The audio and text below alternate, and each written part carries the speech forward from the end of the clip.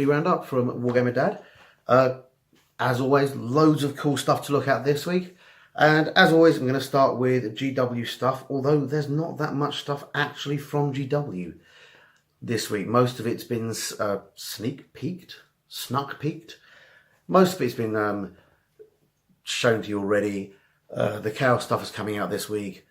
There's nothing particularly new from Forge World. There are a couple of new bits that are GW related. Puppets War, one of my favourite little bits companies, has brought out some awesome little heads again, as they often do. But frankly, if you're an Imperial Guard player, these may look very familiar to you. I'm sure they're just generic guys in desert wear as far as Puppets War are concerned, but they totally look like my brain's just about to say Tanith when I meant Talon. They totally look like they work as Talon Desert Raider heads. If you're looking to build a new army, there's some bodies that go along with these heads on the Puppets War website. If you're looking to get some Talon Desert Raiders for your guys, for your Imperial Guard army, or just as an add-on, or even just as a kill team, check out Puppets of War's new Desert Troopers. They're fairly awesome. As always, do remember, if it's not GW, you won't be able to use it in GW stores or in Warhammer World. You know, and in any GW official tournaments, it's 100% GW stuff, or not at all as far as they're concerned. But if you're playing in local friendly gaming stores, or you just really want some cool looking stuff, check those out. Cromlech have brought out a Legionary APC command upgrade. This basically goes on top of your Rhino. I'll just show you there. They already had the Armoured Rhino upgrade, so check that out on their website. But this one is basically a command and control pod that goes on top of your Rhino to designate it as your command Rhino, which can make it useful for a few things, but mostly just makes your model look a little bit cooler than everybody else's, which is nice. Some official stuff from GW. We've just had, it's not up on their site, but it is up on their site. It's not up separately, but it's been out on a video. We've got the new stats for Halflings, which is fucking awesome. Those of you unfamiliar with Blood Bowls, you used to be able to get Halfling Hopefuls and Tree Men in the Blood Bowl Halfling team.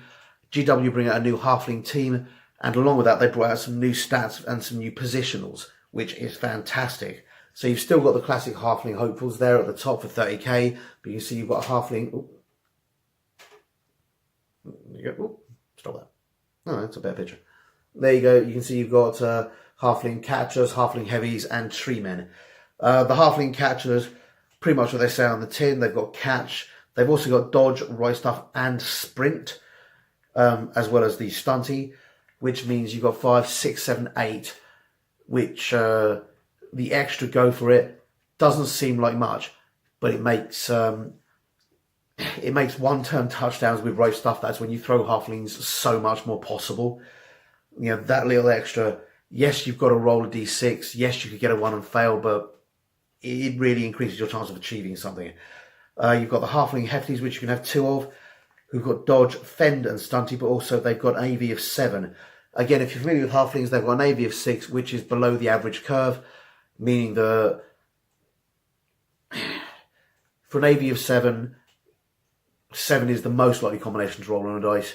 So 7 and below means you're quite likely to roll it, which means whenever you played against Halflings or with Halflings, you're quite likely to see armor breaks on the Halfling side. 7 takes up to the average curve rather than below it. Yes, you're still very likely to see armor breaks, but it becomes much less likely, being as an armor value of 7 means you have to roll an 8, at which point I think it's like 16% chance of getting a 7 and so on and so forth, but getting an 8 or above is much, much less likely than getting a 7 or below, which means you shift from being statistically likely to break armor to being statistically unlikely. And it may not seem like much, but it really can make a difference in the game. You've got tree counters as you'd expect, and rerolls for 60 gold pieces. In addition to that, you've got some small time celebrities, which are basically additional halfling special players which are available. You've got, sorry, it's not a very good picture, but you've got Nedley Veruca and Cindy Piewhistle. Nedley Veruca is quite cool. He's got some cool bits. Cindy Piewhistle I particularly like because she's actually a bombardier. She literally hurls pies at people and blows them up, which is really funny. The halflings are very much a fun team. They're very much about enjoyment. You're not going to win much with the halflings, but you're going to have a fun time doing it, particularly in the stunty cups.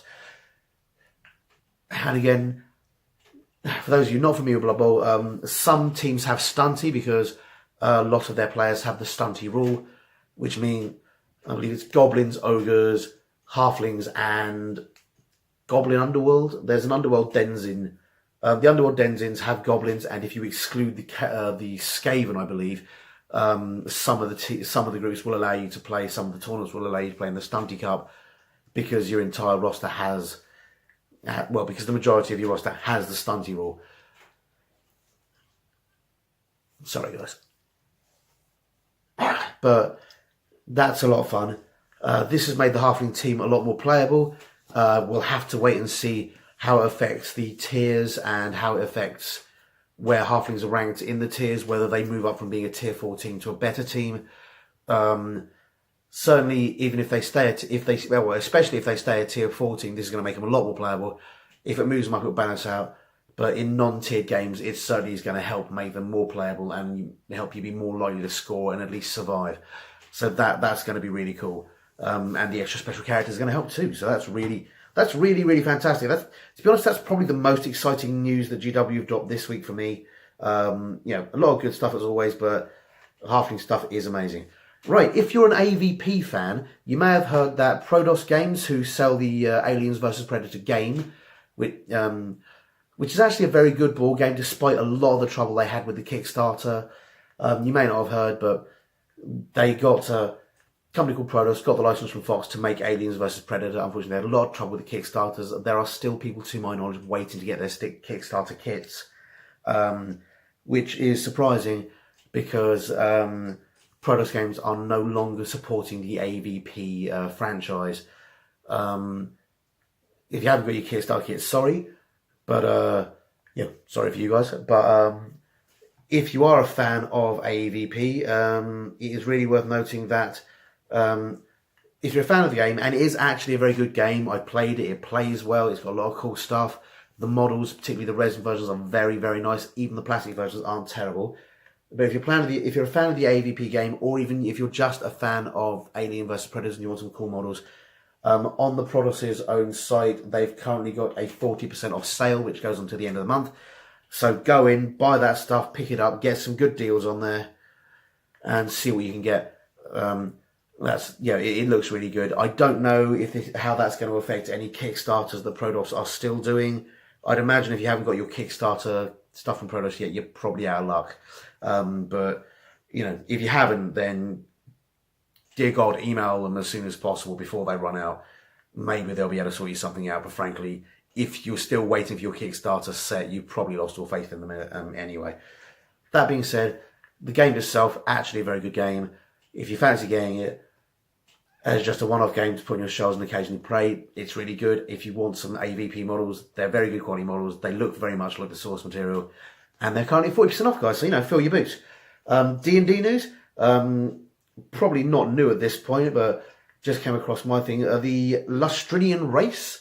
There's a new race available from the Dungeons Masters Guild for $1, so that's less than £1. Called the Lustrinian race. From what I understand, they're actually from the Salt Marshes in Redwall, which is a fictitious, which is a fictional world in children's books, which is apparently really good. But yeah, it's another awesome race. This one's of otter people, so there's another cool thing that you can add to your GW on. If you're playing games, it's another awesome race. If you're a DM, it's another string to your bow, and it's really cool.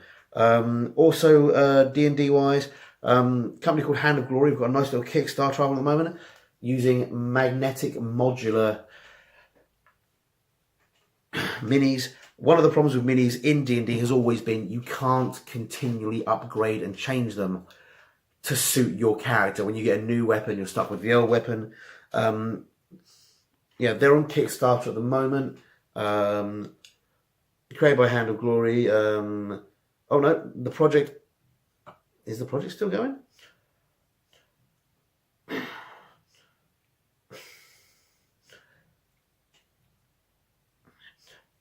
I hope the project's still going because it's still on my thing, but it looks like the project may possibly be finished, but even if it is, you've got the purchase now button on there, so you can get hold of it. And I'm just going to let that video run. You can see your options to equip it with multiple different weaponry, which is frankly something I think a lot of us have been looking for in D&D models for a long time now, so hop on over and check that out. That's actually really cool. And last but not least, we've got another Japanese war game. Kenzo Wargame, Wacko versus Namban, which is another expansion to the two new factions, the Wacko Pirates and the European Namban. So that's another expansion to the Kenzo Wargame. Kenzo is an awesome little Eastern battle game. They've got some Chinese forces. They've now got some European forces and pirates. They've got some awesome kick-ass stuff. So again, check that Kickstarter out and hopefully you'll enjoy it. That's pretty much it for this week's, guys. Hope you enjoyed that. Hope that brought something into your attention that maybe you hadn't seen before and maybe you found it useful. See you next week, guys. Bye-bye. Hi guys, hope you enjoyed that video, and if you did, remember to like and subscribe to my channel. I'm also on Facebook and Twitter. Not sure why, but I am. So if you like it, see me there, and please tell your friends. Thanks very much. Bye.